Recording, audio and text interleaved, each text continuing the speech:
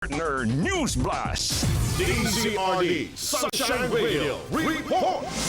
Pag-boycott naman ng world leader sa ASEAN Summit sa Pilipinas, ibinabala ng isang ekonomista. Nagbabalik sa ang report na yan ihatid sa inyo ni kapartner MJ Mondihar.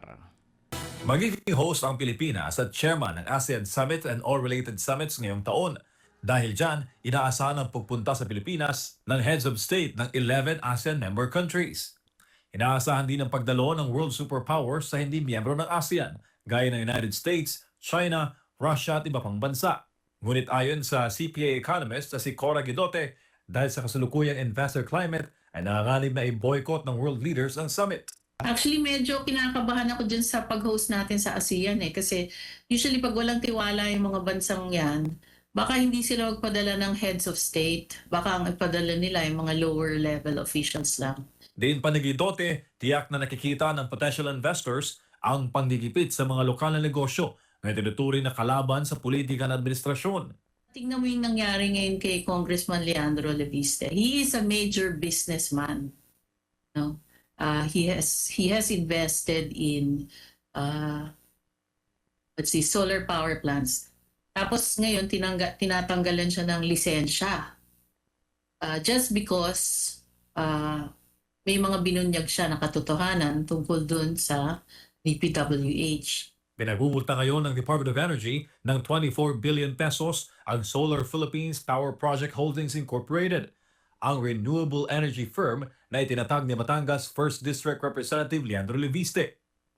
Ayon sa DOE, di umano ang kumpanya na tuparin ang mga ipinangakong produksyon ng kuryente sa ilalim ng iba't ibang service contract.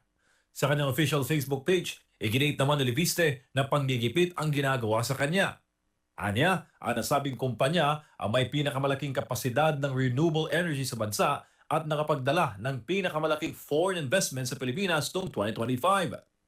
Hawak ni Leviste ang tinaguriang Cabral Files ng yumaong dating Public Works USEC na si Maria Catalina Cabral na naglalaman ng listahan ng mga politiko at opisyal na sangkot sa anomalya sa flood control. So, kung ganun ang gagawin ng gobyerno, imbis na ayusin yung problema dun sa corruption, yung nagbubunyag pa ng katotohanan, yun yung i-oppress nila, di ba? Businessman yun eh.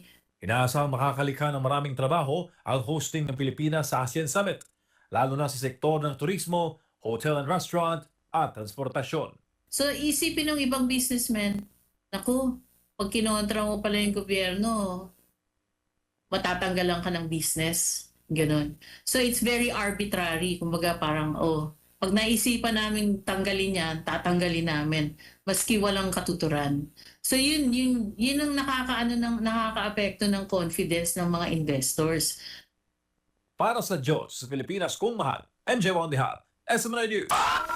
Kapartner News.